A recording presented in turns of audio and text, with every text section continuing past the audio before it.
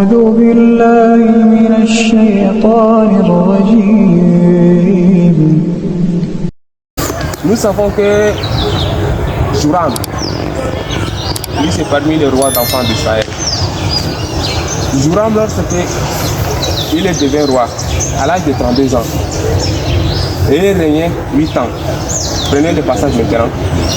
Ici, 2 Chroniques chapitre 21, verset 19. Juste à 2 Chroniques chapitre 21, verset 20-21.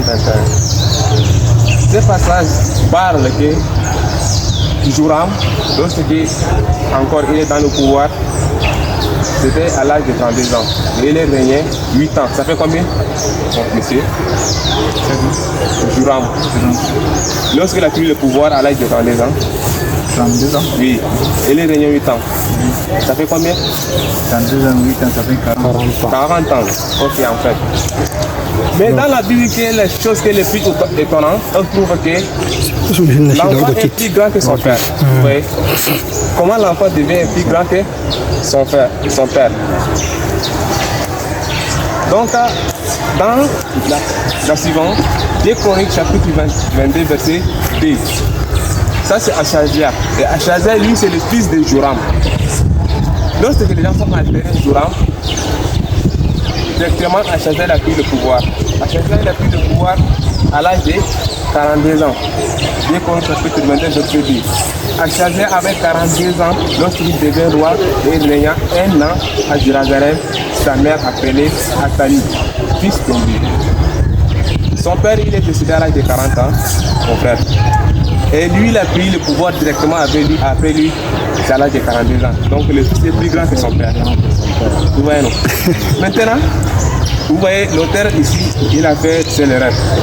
Dans les traditions du monde, l'auteur il a dit que non, comme ça les gens vont nous attraper. Comment le fils doit être plus grand que son père? Dans les traditions du monde, vous voyez, non? Achazia, lorsqu'il devient roi à l'âge de 22 ans. C'est dans le même passage, dans 2 Chroniques chapitre 22. Vous voyez, chapitre 22, verset 2. Ici, il a mis à l'âge de 42 ans. Lorsque les gens sont constatés que la Bible s'était fatiguée, comment l'enfant doit être plus grand que son père, l'autre monsieur que dans les traditions, il a mis à l'âge de 42 ans. Mais comment ça? Est-ce que nous les humains, on a la possibilité d'ajouter quelque chose qui trouve dans les paroles de notre Seigneur ou enlever? On n'est pas le droit, non. Mais ici, les gens manipulent la Bible comme qu'ils veulent. Ouais. Encore, je continue. Donc, ce que je vois, je passe dans 1 roi, chapitre 8, verset 26. Je trouve les mêmes Achazia qui était à l'âge de 22 ans. Prenez 1 roi, chapitre 8, verset 26. Achazia avait 22 ans lorsqu'il devient roi et il régna 1 an à Jérusalem. Sa mère appelée Athalie, fils d'Omri. Donc maintenant, vous voyez, 42 ans, 22 ans. Et dans d'autres Bibles, se trouve à l'âge de 45 ans. Donc chaque personne met l'âge d'Achazia comme qu'il veut. Ok? Nous les humains, on n'a pas le droit de mettre quelque chose. Donc j'attends mes amis après que je réponde à toutes ces questions. Ok? J'attends. Maintenant, je continue encore. Saul, ou c'est Saoul.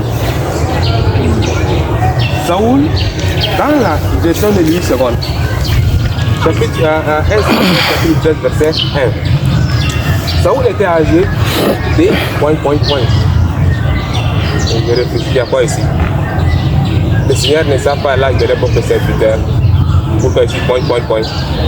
Et lui qui a créé ses serviteurs. Je trouve dans d'autres versions, Saoul était âgé de 30 ans. D'autres versions, c'était Saoul était âgé de 22 ans. Mais dans les versions de Louis II, vous avez la Bible, vérifiez après. Saoul était âgé de ... lorsqu'il devient roi. Vous voyez, non? Encore 1 Samuel chapitre 13, verset 1. Saoul s'était âgé de ... Ok, je continue. Lorsque je continue dans Actes des Apôtres, chapitre 13, verset 21.